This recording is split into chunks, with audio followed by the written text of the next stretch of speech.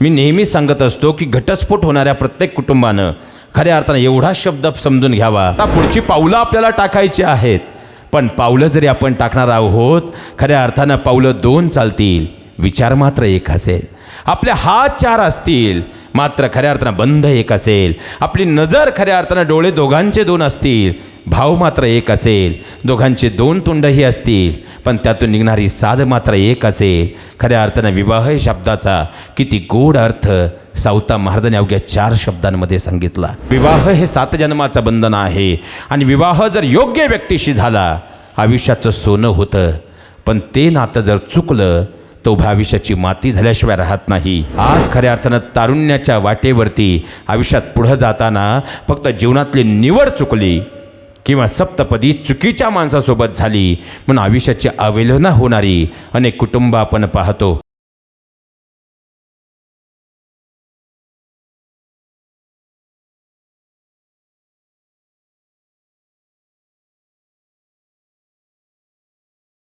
आता मात्र काळ बदलला. सावता महाराजांना खऱ्या अर्थानं एक चांगली खऱ्या अर्थानं वधू मिळावी.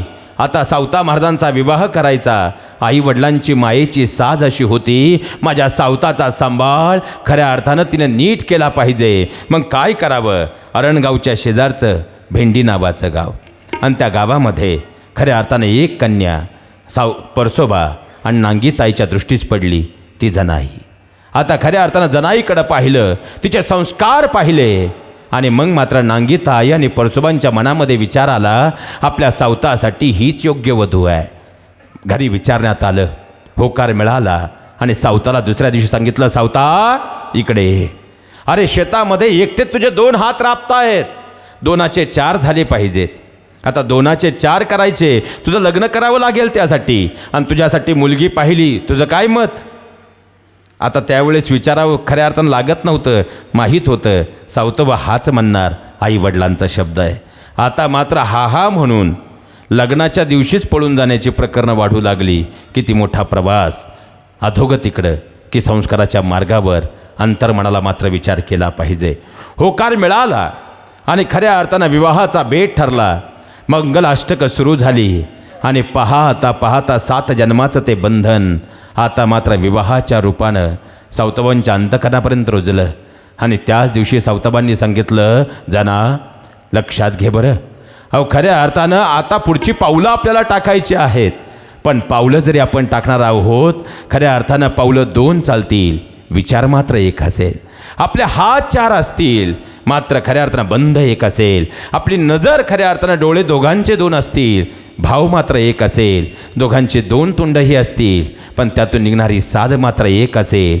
खऱ्या अर्थानं विवाह शब्दाचा किती गोड अर्थ सावता महाराजांनी अवघ्या 4 शब्दांमध्ये सांगितला. कारण विवाह ज्याला आपल्या खऱ्या अर्थानं 16 संस्कारामध्येही फार मोठं स्थान मिळालेलं आहे आणि विवाह ही जगण्यातलं खऱ्या अर्थानं मी तर असं म्हणेल मानवी जीवनातला पुनर्जन्म म्हणजे विवाह आहे.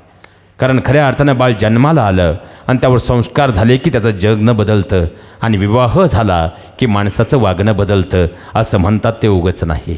कारण विवाह हे 7 जन्माचं बंधन आहे आणि विवाह जर योग्य व्यक्तीशी झाला आयुष्याचं सोनं होतं, पण ते नातं जर चुकलं तो भविष्याची माती झाल्याशिवाय राहत नाही. हे सगळ्यात मोठं वास्तव आहे. पण मला इथं एक वाक्य मात्र सांगावंसं वाटतं. आज आजूबाजूची नजर टाकली, खऱ्या अर्थानं चरित्राचा काय आपल्याला फार वेगानं पुढं जायचं आहे, पण जाणीवपूर्वक ह्या विषयावरती यासाठी बोलतोय कारण जगण्यातलं सगळ्यात मोठं साधर्म्य सावता महाराजांचं सबंध जीवनपट पहा.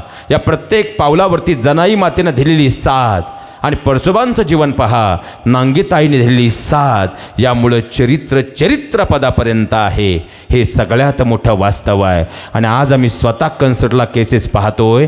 आज खऱ्या अर्थानं तारुण्याच्या वाटेवरती आयुष्यात पुढं जाताना फक्त जीवनातली निवड चुकली किंवा सप्तपदी चुकीच्या माणसासोबत झाली म्हणून आयुष्याची अवहेलना होणारी अनेक कुटुंब आपण पाहतो. माझ्या सगळ्या बहिणींनो, आजच्या दिवशी तुम्हाला विनंती आहे, खऱ्या अर्थानं चरित्र तुम्ही कोणतंही घ्याव.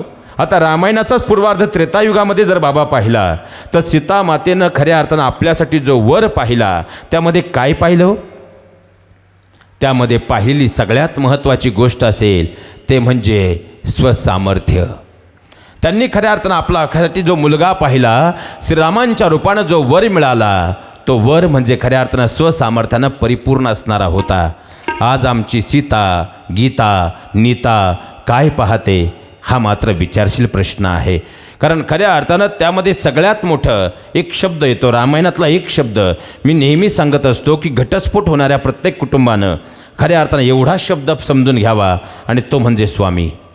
कारण खऱ्या अर्थानं जेव्हा जेव्हा आपण रामायण बारकाईनं पाहतो महाराज, रामायणामध्ये प्रभू रामचंद्र सीतामातेचा उल्लेख करतात तेव्हा स्वामीनी असा करतात, आणि सीतामाता प्रभू रामचंद्रांचा जेव्हा उल्लेख करते तेव्हा खऱ्या अर्थानं पाहायला गेलं तर स्वामी असा करते. मग स्वामी आणि स्वामिनी या दोन शब्दांमधला फरक काय? या दोन शब्दांमध्ये एकच अर्थ आहे, आणि तो अर्थ 90% कुटुंबांना कळत नाही, म्हणून प्रकरण घटस्फोटापर्यंत आहे. वास्तव आहे. कारण स्वामी हा हिंदू धर्मातील विवाहानंतरचा महत्त्वाचा शब्द आहे. आणि स्वामी पतीला का म्हटलं जातं तर याचं कारण असं आहे, स्वामी हा शब्दाचा अर्थ आहे स्वा म्हणजे स्वाहा करणं, आणि मी म्हणजे अंतकरणातला मीपणा. पण घटस्फोट होणाऱ्या 80% नाही 90% प्रकरणात पहा, अंतकरणातला तो मीपणा स्वाहा होत नाही, म्हणून प्रकरण घटस्फोटापर्यंत आहे. वास्तवता आहे. आणि खऱ्या अर्थानं स्वामिनी या शब्दाचा अर्थ आहे स्वा म्हणजे स्वाहा करणं, मी म्हणजे मीपणा, आणि नी म्हणजे सप्तपदीच्या नियमांचं पालन. पण आज खऱ्या अर्थानं 70% कुटुंबात सप्तपदीच्या नियमांचं पालन होत नाही, प्रकरण घटस्फोटापर्यंत आहे. सगळ्यात मोठी वास्तवता आहे. कारण जीवनाचा प्रवास होण्यासाठी हे नातं अत्यंत महत्त्वाचं आहे. पण तेच नातं जर चुकलं, आयुष्याची माती व्हायला वेळ लागत नाही, शोकांतिका आहे. आणि म्हणून माझ्या सगळ्या तरुण मित्रांनो तुम्हाला विनंती करतो, आयुष्यात आपल्या आईवडील आपले शत्रू नाहीत. आपल्या आईवडील आपल्यासाठी कधीच चुकीचा विचार करत नाही.